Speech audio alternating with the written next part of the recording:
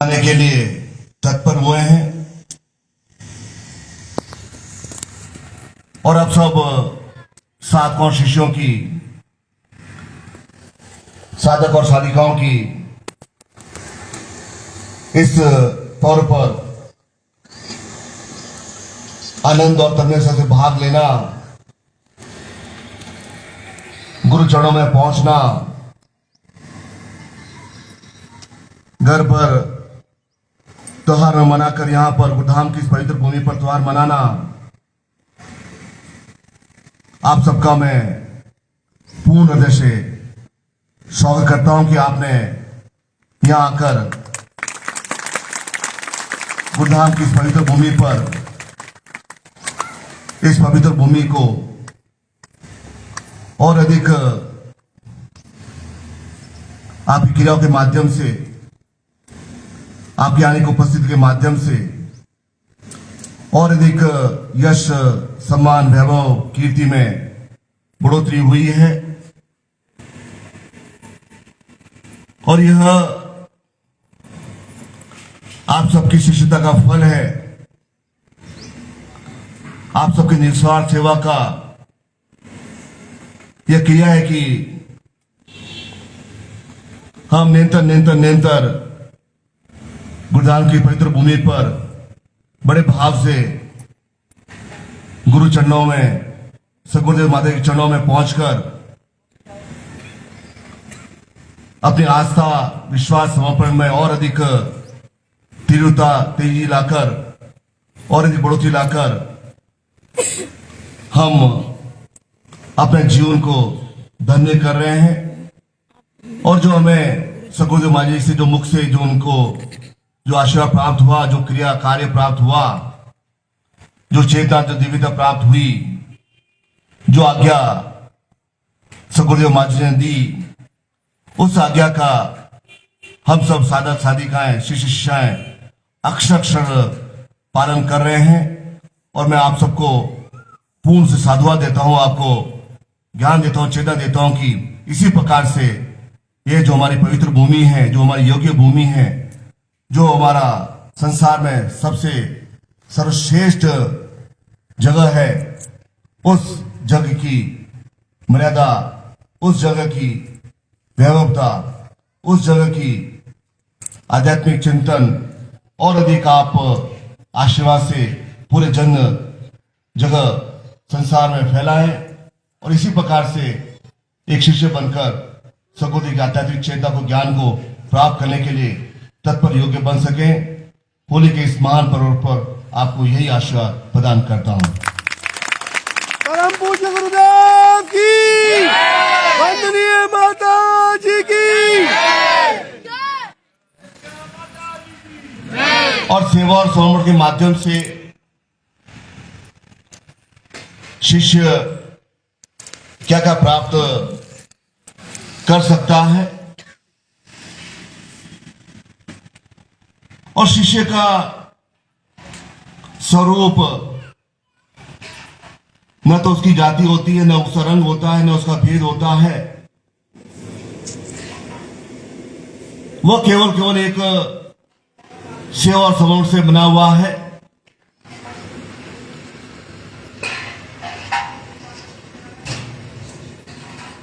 और जिस प्रकार से विज्ञान की एक सीमा होती है, विज्ञान की लिमिटेशन होती है, विज्ञान वहां तक पहुंच नहीं पाता है कि किस प्रकार से एक गाय उस चारे को खाती है और वह चारा उस दूध में परिवर्तित हो जाता है, किस प्रकार से एक मां भोजन करती है और वह उस दूध में परिवर्तित हो जाता है। अर्थात विज्ञान की अपनी अपनी एक सीमाएं होती है, लेकिन हमारे ज्ञान की कोई सीमा नहीं है। अनंत अनंत अनंत ज्ञान है, चेतना है, दिव्यता है, पूर्णता है, अनंत अनंत कोटि की विशिष्ट साधनाएं हैं, विशिष्ट क्रियाएं हैं, जिसे शिष्य बनकर ही उस ज्ञान चेतना को, क्रिया को प्राप्त किया जा सकता है। उसकी कोई लिमिटेशन नहीं, उसकी कोई सीमा नहीं। और हम अपने इस युग के काल में हमारा जन्म हुआ है और हम सगुरुदेव से और माता जी के ज्ञान से जुड़े हैं, उनकी चेतना हमारे अंदर ज्ञात हुई है, उनकी क्रिया हमें प्राप्त हुई है। तो हम उस हिमालय को उसको देख सके, उस पर्वतों आयामों को देख सके, उस जीवनता को देख सके, उस चेतन को ज्ञान को देख सकते हैं कि वास्तव में हमारी कितनी लिमिटेशन है।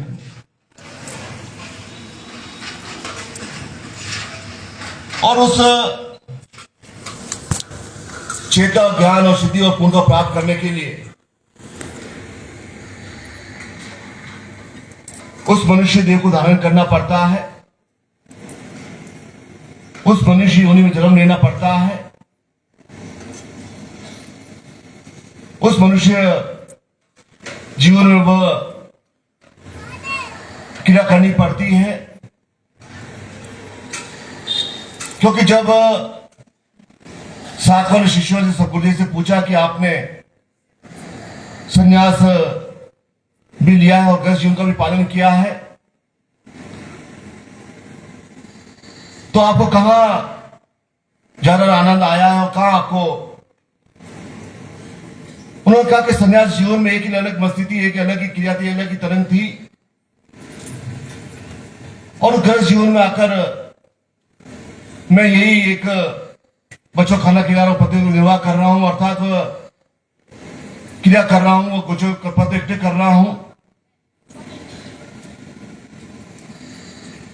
केवल एक जीव के निर्वाह की जो क्रिया है वह इस गृह जीवन में कर रहा हूं। और जब तक हम उस ज्ञान के संसार में, उस ज्ञान की क्रिया में, समुद्र में कूदेंगे नहीं, डूबेंगे नहीं, तब तक हम उस साधना के बहुमूल्य हीरे पदार्थ प्राप्त नहीं कर पाएंगे। यदि किनारे बैठे रहेंगे तो किनारे में जो गोचे होते हैं, पत्थर होते हैं, कंकर होते हैं, वही मिल पाता है, और जो समुद्र में छलांग लेने की, जो समुद्र डूबने की क्रिया करता है, उस साधना में, उस तपस्या में, उस पूर्णता में, सगुरु क्रिया में, चेतना में जो जितना जितना उतरता है उसे उतना ही प्राप्त हो पाता है। तो किनारे खड़े होने से कुछ ही प्राप्त नहीं होने वाला है। फिर हम एक जनसाधारण का अंग बन जाएंगे, जहां करोड़ करोड़ लोगों में गिनती होती है, उसी में हमारी गिनती हो जाएगी। हमारा जो जीवन का मूल उत्सव है, मूल जीवन की मूल क्रिया है, जीवन के मूल उत्थान की जो चेतना है, वह प्राप्त नहीं हो पाए। और वह ज्ञान, वह श्रेष्ठता, वह पूर्णता एक सक्षम सदगुरु के माध्यम से जीवन में प्राप्त होता है। एक सक्षम योगी व्यक्ति के माध्यम से वह जीवन में क्रिया प्राप्त होती है। और उस मूल रस्तों को, उस आयामों को, उस पर्वतों को, उन हिमालयों को, पर्वतों को, क्रियाओं को प्राप्त करने के लिए, उन चेताओं को एक सागरिक तत्व बनाने के लिए मनुष्य जन्म लेकर उस देवता तक पहुंचने की क्रिया करने के लिए एक जीवन में एक निश्चित भाव से यात्रा करनी पड़ती है। और निरंतर उस प्रेरणा के माध्यम से वह यात्रा एक पूर्ण बनती है। क्योंकि प्रेरणा ही नहीं है, यह भी ज्ञात नहीं क्या प्राप्त करना है, यह भी मालूम नहीं कि किस दिशा में जाना है, क्या क्रिया करनी है, तो वो तो एक अंधकूप की भांति जीवन है, जहां जीवन निरंतर चलता चला जाएगा और अंत में जाकर हम नरक में जाकर समाप्त हो जाएंगे। क्या इसीलिए एक जीवन मिला है कि हर समय हम दुर्बल, हीन, कमजोर बने रहे शरीर से और मन से, ऑक्सीजन चढ़ाते रहे, दवाएं लेते रहे और निस्तेज, बुद्धिल और कमजोर बने रहे? कब वह एक चुनौती वाला भाव आएगा, कब एक तत्व ज्ञान की क्रिया कि मुझे यह जीवन में इस बहुमूल्य चिंतनों को प्राप्त करना है। जो साधना है, जो सिद्धियां हैं, जो पूर्णता है, जो तपस्या है, जो योग्यता है, जो हमारे ऋषि मुनि तपस्वी योगों के पास जो क्रिया है, तत्व ज्ञान है, श्रेष्ठता है, पूर्णता, दिव्यता है, ताकि इस जीवन में आध्यात्मिक चिंतन लेकर, आध्यात्मिक क्रिया लेकर मैं जीवन में सदगुरु के विलोनी क्रिया में पूर्ण रूप से आगे बढ़ सकूं। उस चेतना, उस ज्ञान को प्राप्त करने के लिए एक दृढ़ संकल्प और योग्य बन सकूं। अन्यथा जीवन तो नित्य चला जाएगा और जीवन की क्रिया, जीवन का सही अर्थ में जो तत्व है वो ज्ञान में प्राप्त नहीं हो पाएगा।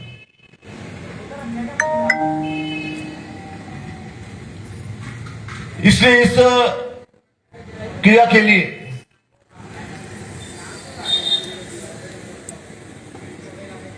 उस चिंतन को प्राप्त करने के लिए किसी प्रकार की मुहूर्त की आवश्यकता नहीं होती, किसी प्रकार की कोई समय की आवश्यकता नहीं होती। समय के अनुसार ही वो किया जा सकता है।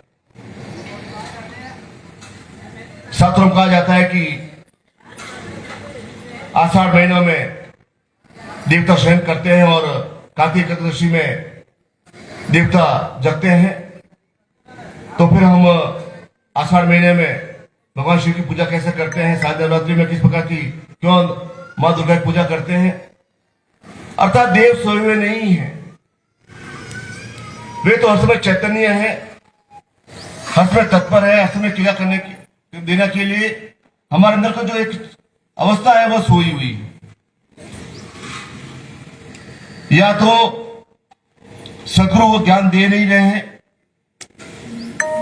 और यदि ज्ञान दे रहे हैं तो उसके अंदर समेटने की क्रिया मालूम नहीं, उसके अंदर सहजने की क्रिया मालूम नहीं। उस ज्ञान को प्राप्त करने के लिए उसे बचा बचा नहीं कि वो क्रिया हमें ज्ञात नहीं है। हम मनोयोग से झूठ नहीं रहे हैं, हम मनोयोग से साधना नहीं कर रहे, हम मनोयोग से हम अभ्यर्था नहीं कर पा रहे हैं, हम मनोयोग से अपने भाव प्रकट नहीं कर पा रहे। तब हमें यह उस तत्व को, उस ज्ञान को पूर्ण से प्राप्त करने की क्रिया हमें प्राप्त नहीं होती है।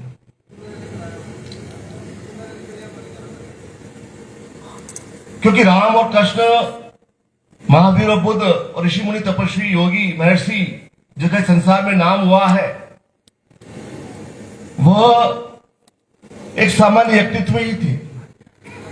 ये भगवान दृष्टि से पढ़ने में है, एक सामान्य व्यक्तित्व के ही वे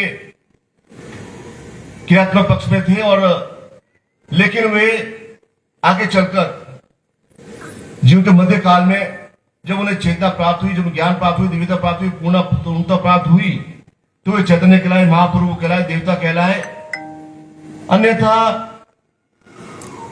एक सामान्य व्यक्तित्व के वे, एक बच्चे बैठा अच्छा बात, सामान्य व्यक्तित्व के वे,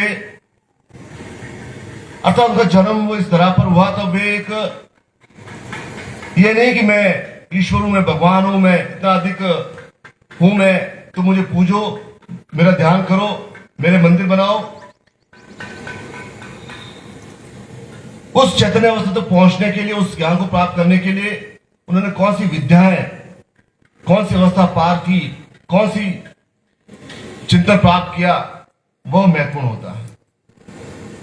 इसलिए जब आप उस जगह पहुंच पाएंगे अपनी अवस्थाओं के माध्यम से, अपने आयों के माध्यम से, अपनी क्रियाओं के माध्यम से, अपनी श्रेष्ठताओं के माध्यम से, तो आपकी भी जय जयकार होगी, स्थिति होगी, क्योंकि आप उस अवस्था तक पहुंच चुके हैं जहां एक चैतन्य अवस्था है, जहां पूर्ण रूप से एक सिस्टम भाव उत्पन्न करने की क्रिया है, जिसके माध्यम से वह सब कुछ प्राप्त किया जा सकता है।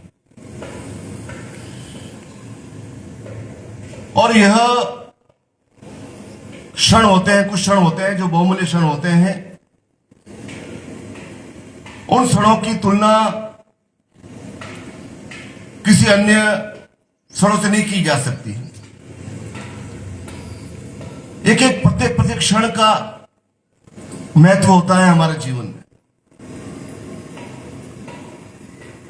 इस समय कोई साधना हो रही है, इस समय कोई साधना स्थिति प्रदान हो रही है, उस समय वो एक क्रिया हो रही है इस पवित्र भूमि पर, और वह आप मनयोग से जुड़ नहीं रहे, आप मनयोग से वो क्रिया नहीं कर रहे हैं, तो वो क्षण चला जाएगा।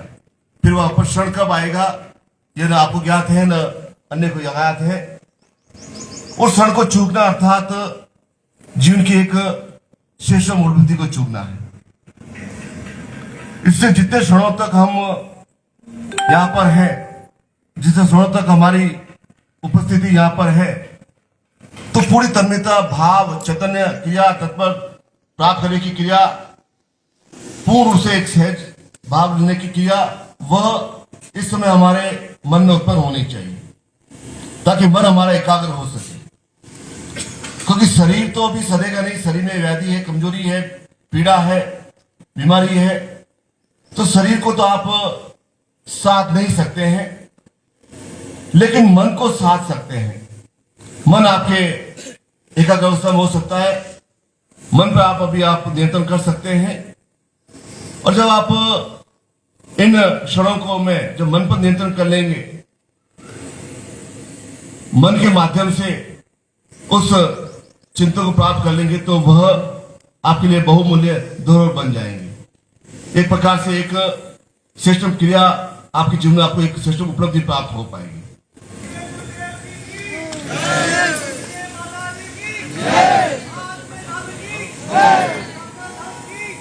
अन्यथा आप कोई और क्रिया करेंगे, और कोई चर्चा करेंगे, और कोई व्यर्थ के ऐसे चिंतन रखेंगे, तो जिस को प्राप्त करने आए हैं, जिस प्रेरणा को, ज्ञान को, दिव्यता को, पूर्णता को, चैतन्य क्रिया को, एक साधना को, सिद्धि को जिसे प्राप्त करने आए हैं, वह प्राप्त नहीं हो पाए, फिर गुरु का दिया ही बेकार हो जाएगा। क्योंकि उस चित्त को समाप्त करने की आपके अंदर योग्यता ही उत्पन्न नहीं हुई, वह तत्व बोध ही प्राप्त नहीं हुआ है कि वह उस श्रेष्ठतम इन अवसरों पर, इन क्षणों पर उस तत्व ज्ञान को प्राप्त करने के लिए दृढ़ संकल्प बन सकूं। इससे जब आप यहां आए हैं, यह आपका बहुत बड़ा एक योग है कि इस योग पर आप यहां उपस्थित हुए हैं, तो पूर्ण रूप से इन 2 दिवसों में जो कुछ भी प्राप्त करना है, जो कुछ भी चिंतन प्राप्त करना है, जो भी क्रिया प्राप्त करनी है, जो भी ज्ञान प्राप्त करना है, वह इन 2 दिवसों में प्राप्त करना है। क्योंकि यह क्षण वापस नहीं आ पाएंगे। इस काल की जो गणना है, इस काल का जो एक क्रिया है, इस तत्व है, वह फिर कैसा एक गणना होगी, कैसा काल होगा, कैसा योग होगा, कैसा समय होगा, वह इस समय गर्भ में है। इसलिए इन 2 दिवसों पर जो एक तांत्रिक दिवस होते हैं, जब एक साधक को, शिष्य को पूर्ण रूप से एक प्रमुख बनाते हैं, अवस्था क्रिया के क्षण होते हैं, चेतना को, ज्ञान को सिद्धि के क्षण, ये 2 दिवस होते हैं। तो इस समय कोई भी सक्षम सदगुरु सोते नहीं, हर समय जागृत रहते हैं, हर समय वे चिंता बने रहते हैं कि मुझे इन शिष्यों क्या क्या देना है, किस प्रकार कौन समय पे देना, क्या देना, क्या निरंतर उनके मन में एक चिंतन चलता रहता है कि उन साधकों शिष्यों को जो एक पूरे भाव पूर्ण से आए हैं, जो हृदय में सदगुरुदेव माता जी को, सदगुरु की क्रियाओं को स्थापित करने के माध्यम से जो एक चिंतन में प्राप्त हुआ है, ये दूर दूर से आए हैं, तो कुछ न एक सिस्टम क्रिया लेकर वे अपने घर बार में लौट सके, ताकि उस भावना को, श्रेष्ठता का, पूर्णता का जब वे अपने, इसलिए यह क्रिया यह नहीं है कि हम सब कुछ छोड़ दें। कूदने का तात्पर्य नहीं कि सब कुछ छोड़ दें। गर्भ का भी पालन करना है, घर बार भी देखना है, संसार भी देखना है, लेकिन साथ साथ भी एक आध्यात्मिक चिंतन भी प्राप्त करना है। आध्यात्मिक क्रिया भी प्राप्त करनी, आध्यात्मिक चेतना भी प्राप्त करना, ज्ञान भी प्राप्त करना, विद्वता भी प्राप्त करनी, श्रेष्ठता प्राप्त करनी है। उन रेशियों को, उन आयामों को, उन अवस्थाओं को पार करना है, पूर्ण करना है, जिसके माध्यम से एक आध्यात्मिक प्रज्ञा पुरुष बन सके। इसे घर बार छोड़ने की कोई सलाह नहीं है, घर से छोड़ने की कोई सलाह नहीं है। हम उस मझधार में, उस धार में जो बीज की जो क्रिया है, उस पर हम पूर्ण रूप से चलते चले जाए, वह आध्यात्मिक चिंतन होता है, वह क्रिया होती है। क्योंकि स्वार्थी और परमात्मी दोनों अलग अलग क्रियाएं हैं। परमात्मा बड़ा अर्थ है कि सब कुछ छोड़ने की क्रिया, अर्थात वह, और परमात्मा के चेहरे पर कभी भी कोई खुशी, कभी दुख, कभी वेदना पीड़ा आएगी नहीं, क्योंकि वह एक जिस प्रकार साधु होता है वह गंभीर बना रहता है, वास्तव में जो साधु होता है वह गंभीर बना रहता है। उसके कितना भी बड़े खुशी का मौका है, कितना भी वेदना पीड़ा है, तो वह एक गंभीर बना रहेगा, उसके अंदर कोई हिलोरा आएगी नहीं, एक प्रसन्न भाव नहीं आएगा। और एक स्वार्थी व्यक्ति होता है जो हर समय सोचता है किस प्रकार से लूट खसूट करूं, किस प्रकार से यह करो मखारी करूं, किस प्रकार विषय भाषण पढ़ाऊं, वह एक स्वार्थी व्यक्ति है। तो स्वार्थी व्यक्ति भी अपने जीवन में कभी भी प्रसन्नता का भाव नहीं रखता, उल्लास का भाव नहीं रख सकता, किसी प्रकार का तेजस्वी का भाव नहीं रख सकता, किसी प्रकार का उसके जीवन में एक शुद्ध चिंतन सात्विक भाव आ नहीं सकता है, क्योंकि वह हर समय अपने जीवन में स्वार्थ की ओर देख रहा है। तो इन दोनों के बीच की जो क्रिया होती है वह गृहस्थ जीवन होता है। और गृहस्थ जीवन का पालन करना सबसे बड़ा धर्म होता है इस संसार में। और उस धर्म को पालन करना बहुत बड़ा कर्तव्य होता है कि हम गृहस्थ जीवन का एक पालन कर रहे हैं, उस धर्म को, उस कर्तव्य को निभा रहे हैं। यह क्योंकि जब तक हम धर्म का सही तुम पालन नहीं करेंगे, अर्थात गृहस्थ जीवन का सही तुम पालन नहीं करेंगे, गृहस्थ जीवन की क्रियाओं को प्राप्त नहीं करेंगे, तब तक उस आध्यात्मिक चिंतन में हमारा मन नहीं लग सकेगा। उस आध्यात्मिक चेतना को प्राप्त करने के लिए हमारे मन में चिंतन प्राप्त नहीं होगा। और इस दोनों छोर के बीच में मनुष्य है, साधक है, तपस्वी है, और उस क्रिया को कि हम निरंतर चैतन्य अवस्था में है, जब समस्त देवी देवता चैतन्य है, जागृत है, तो इन क्षणों का हम पूर्ण रूप से लाभ ले सकें। और इसी चिंतन को लेकर, इसी ज्ञान को लेकर, इसी पूर्णता को लेकर, इसी प्रकार की एक मन की अवस्था को लेकर, एक जिज्ञासा को लेकर शंकराचार्य जी अपने सदगुरु रामानुजाचार्य के पहुंचते हैं, गोविंद पद के पास पहुंचते हैं, जिन्हें पाद के नाम से विख्यात थे।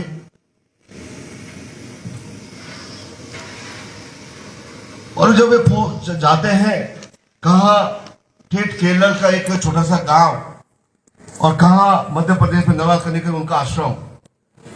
इतनी लंबी यात्रा करने के पश्चात वे पहुंचते हैं, और उससे पहले उन्होंने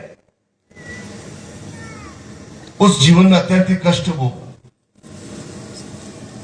उन्होंने संन्यास ले लिया 8 वर्ष की आयु में ही। और उसके पश्चात कुछ वर्षों पश्चात उनकी माता का देहांत हो गया। जब माता का देहांत हुआ तो समाज ने कहा कि तुम समाज के परिचित हो, बहिष्कृत हो, तुमने संन्यास ले लिया है, हम तुम्हारे माता के दाह संस्कार में सम्मिलित हो सके क्योंकि तुम समाज से बाहर हो। हम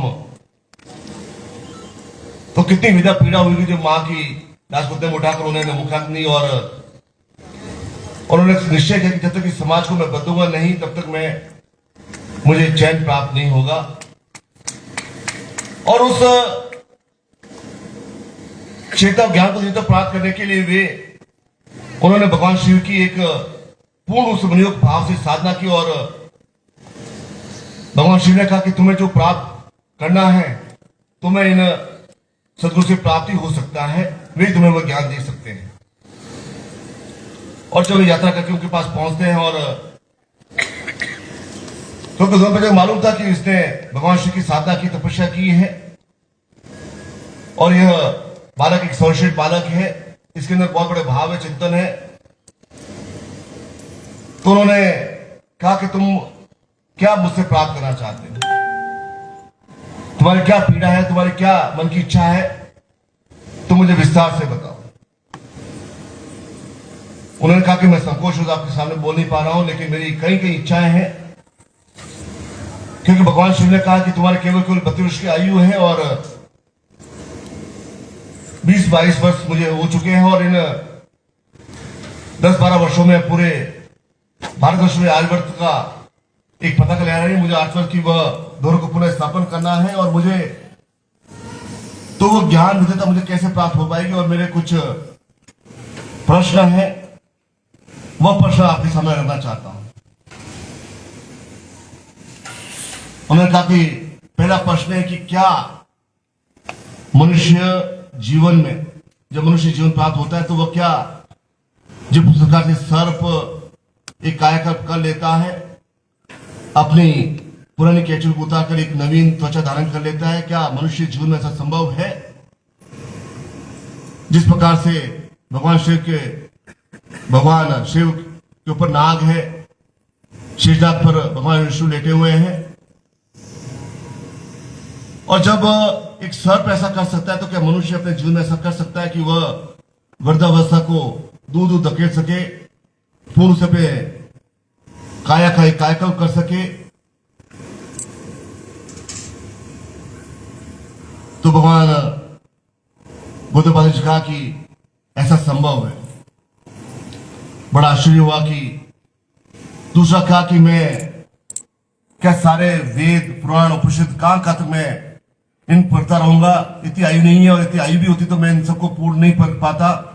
क्या ऐसी कोई विधि है, ऐसा कोई ज्ञान है, ऐसी कोई चेतना, कोई सिद्धि है कि वह सब कुछ मुझे कंठस्थ प्राप्त हो जाए, और मैं जब भी चाहूं उस वेद का, उस पुराण का, उस उपनिषद का जब श्लोक बोला चाहूं, तो मैं अपने श्लोक से मुखरित होकर वो श्लोक को बोल सकूं? क्या किसी कोई ऐसा विद्वता ज्ञान है कि वह सारा ज्ञान है मेरे अंदर वह समेट सके और ज्ञान में प्राप्त कर सकूं? मुझे पे ऐसा संभव है? तीसरा क्या मैं आदित्य वक्ता बन सकता हूं कि मैं जब बोलूं तो सामने वाला सम्मत हो जाए, एक चेतन अवस्था पहुंच जाए, एकदम से एक कीर्तन सुन बन जाए, और मैं आदित्य वक्ता बनकर सम्मिलित कर मैं उस हजारों सिद्धियों को, हजारों ज्ञान को, हजारों लिखाओं में उसमें प्रवेश कर सकूं? क्या ऐसा कुछ संभव है? उनका ऐसा संभव है? चौथा प्रश्न उन्होंने कहा कि क्या मैं उस संबोधन की क्रिया के माध्यम से मेरे अंदर ऐसा एक तेज हो, ऐसा कि मैं जो कुछ भी बोलूं वह सत्य हो सके, जो कुछ मैं श्राप दूं, चाहे शत्रु क्रिया करूं, वह शत्रुपात हो सके? क्या ऐसा कुछ संभव है? और उन्होंने कहा कि छठा, मैं संकोच वास्तव में बोल नहीं पा रहा हूं, और मुझे नहीं लगता कि इस संसार में ऐसा संभव हो सकेगा कि क्या एक मनुष्य एक अंगुष्ठ भाव में प्रतीत होकर क्या समस्त लोगों की यात्रा कर सकता है? क्या मैं अपनी आंखों से माध्यम से यह देवलोक, कैलाश लोक, इंद्रलोक, हजारों लोग हैं जहां ऋषि मुनि तपस्वी योगी कर रहे हैं, जहां ब्रह्मा ने अपने मुख के उद्घोष किया, मैं उन्हें अपनी आंखों से देख सकता हूं? क्या मनुष्य में ऐसी क्षमता प्राप्त हो सकती है कि वो एक अंकुश बात को अपना क्रिया करके वो अपनी चेता की अवस्था के पहुंचने के माध्यम से वह समस्त आयामों को देख सके? तो क्या उन्होंने कहा कि ऐसा संभव नहीं हो सकता कि इस मनुष्य जीवन में ऐसी साधना, तपस्या, पूर्णता, एक एक साधना के लिए 20 वर्ष लग जाते हैं। मेरे सामने जो साधु संत बैठे हुए कई वर्षों साधना कर रहे हैं, कई तपस्या कर रहे हैं, उन्हें एक भी अभी तक एक सिद्धि प्राप्त हुई है, और उस सिद्धियों को प्राप्त करने से महान ज्ञानी बन गए। और तुमने केवल इस छोटी अवस्था में इन 6 ज्ञान को प्राप्त करने की चेष्टा की है। इस संसार में ऐसा ज्ञान कोई नहीं दे सकता। तो अब शंकराचार्य जी ने कहा कि मैं जानता हूं कि आप मुझे वो ज्ञान के अंदर आपके ध्यान में क्षमता है, इसलिए मैंने भगवान शिव की साधना की। और भगवान शिव ने कहा कि मांगना तो एक ही वरदान मांगना है, सबको मांगना, क्योंकि मैंने सुना कि 7 चक्र होते हैं, 7 चक्र माध्यम से कुंडली जागृत की जा सकती है। उन्होंने कहा तुम्हारा ज्ञान अधूरा है क्योंकि तुमने केवल कुछ 7 चक्रों को ज्ञात करने की तुमने क्रिया की है। मनुष्य के जीवन में 108 चक्र होते हैं। उन 108 चक्रों को जागृत करना इस संसार में किसी के बस की बात नहीं है। कोई भी ऐसा तपस्वी योगी महर्षि सदगुरु ऐसा ज्ञान दे नहीं सकता कि उन सारे 108 चक्र को उस साधु में जागृत किया जा सके, क्योंकि यह अनमोल है और इस प्रकार से ऐसे कोई भी सहजता से कोई भी सदगुरु ऐसा दे नहीं सकेगा, ऐसा संभव ही नहीं है। बोले पूज्य गुरुदेव की, परम पूज्य गुरुदेव की, परम वंदनीय माता जी की, परम वंदनीय माता जी की। ओम हर हर महादेव। अर्थात भगवान शंकराचार्य ने क्या अपने सदगुरु से वह मांग लिया जिस प्रकार से एक कार्यक्रम करने की क्रिया, पूर्ण आयु को प्राप्त करने की क्रिया, समझ करने की क्रिया, समझ करने की क्रिया, समस्त वेद उपनिषदों को पठन करने की क्रिया, क्योंकि एक मनुष्य जीवन में एक योनि में ऐसा संभव हो नहीं सकता। कहीं योनियां कहीं हजारों योनियां लेनी पड़ती तब यह ज्ञान प्राप्त हो सकता है, लेकिन उन्होंने एक ही जीवन में सब कुछ अपने सदगुरु से मांगा और सदगुरु को मालूम था कि उन्होंने भगवान शिव की साधना की और यह तपस्वी बालक है, यह योगी बालक है। तो उन्होंने कहा कि मैं तुम्हें ज्ञान अवश्य दूंगा, लेकिन उस सिद्धार्थ अवसर होली के अवसर पर जब मैं तुम्हें ज्ञान दूंगा, चेतन दूंगा, क्योंकि यह भूतल भविष्य होगा। अर्थात किसी ने ऐसा ज्ञान प्राप्त किया ही नहीं। कोई भी आने वाला सदगुरु ऐसा ज्ञान शिष्य को नहीं दे सकता, क्योंकि उस शिष्य में इतनी तीव्रता होगी नहीं, उससे इतनी योग्यता होगी नहीं, उतनी उनकी क्रिया होगी नहीं, उनका एक भाव उत्पन्न होगा ही नहीं, वह सदगुरु से सब कुछ दे सके। क्योंकि आने वाला समय, आने वाला काल, आने वाला ऐसा कुछ ऐसा होगा कि वह मनुष्य एक प्रकार से एक अपने दौर में अभिमान में अपने अलग गण क्रियाओं के अलग दानों से वह निरंतर अपने जीवन की अवनति करता रहेगा और वैसा चिंतन ऐसा शुद्ध सात्विक उसका क्रिया होगी नहीं कि वह ज्ञान को ग्रहण करने के लिए वह योग्य बन सके। और भगवान शंकराचार्य ने अपना शंकर भाष्य लिखा। उस शंकर भाष्य में उन्होंने इस धरती पर एक आदर्श की स्थापना की और चारों दिशाओं में इस आदर्श की स्थापना के लिए माध्यम से संतन की स्थापना की। अर्थात कितना एक अद्भुत ज्ञान उन्होंने अपने सदगुरु से प्राप्त किया,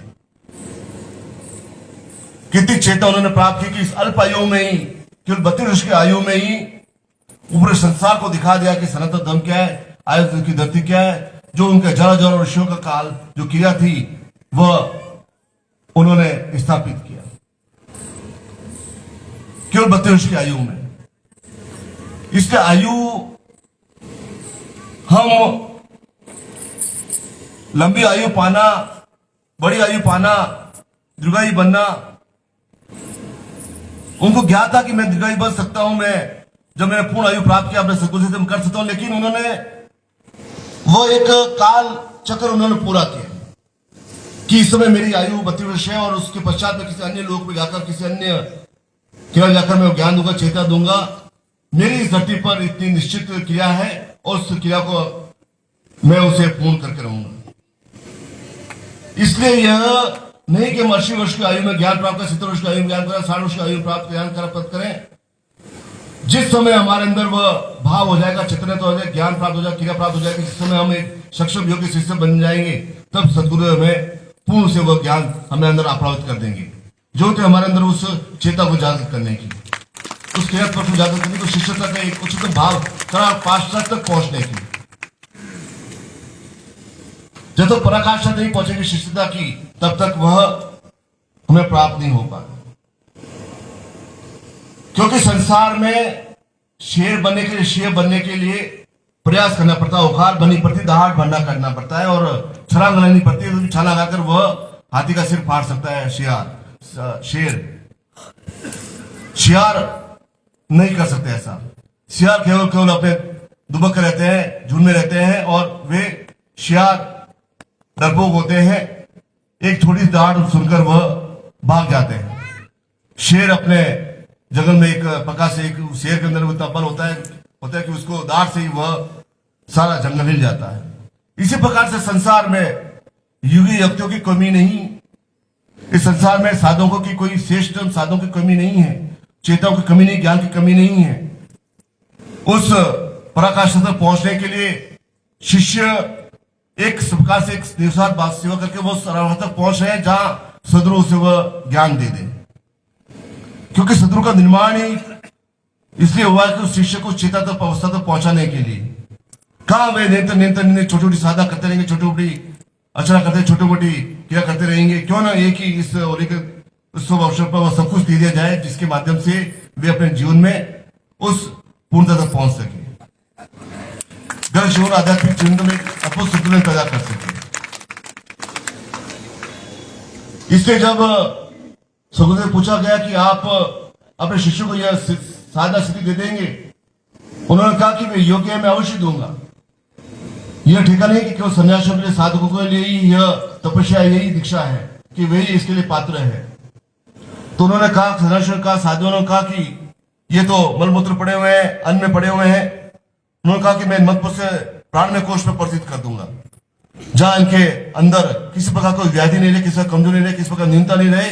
उन प्राण में कोष में स्थापित करने के बाद वे इस लायक बन जाए कि मैं उन्हें ज्ञान दे सकूं। और प्रत्येक, उन्होंने कहा कि प्रत्येक शिष्य को जो उस पराकाष्ठा तक पहुंचा, शिष्य की अवस्था तक पहुंचा है, मैं उसे ज्ञान अवश्य दूंगा, ताकि वे संसार में भटके नहीं, वे संसार की संसारिक क्रियाओं में अपना समय व्यर्थ नहीं करें, संसार के प्रलोभनों में वे अपना समय व्यर्थ नहीं करें। इसलिए जब शिष्य तक की परीक्षा तक पहुंचता है, तब जो गुरु से जो उसे प्राप्त होता है वह उसे बिल्कुल सत्य लगता है। वह जानता है कि जो सदगुरु से मुक्त हो रहा है वह बिल्कुल सत्य है। चाहे अन्य लोग चाहे इसे चमत्कार कहें या कुछ अन्य कहें, जो इसे अंजन कहें, उसके पाप दोष है, न्यूनता है, जिसकी वजह से उसे ऐसा सामने दिख पा रहा है कि वह स्वीकार नहीं कर पा रहा है।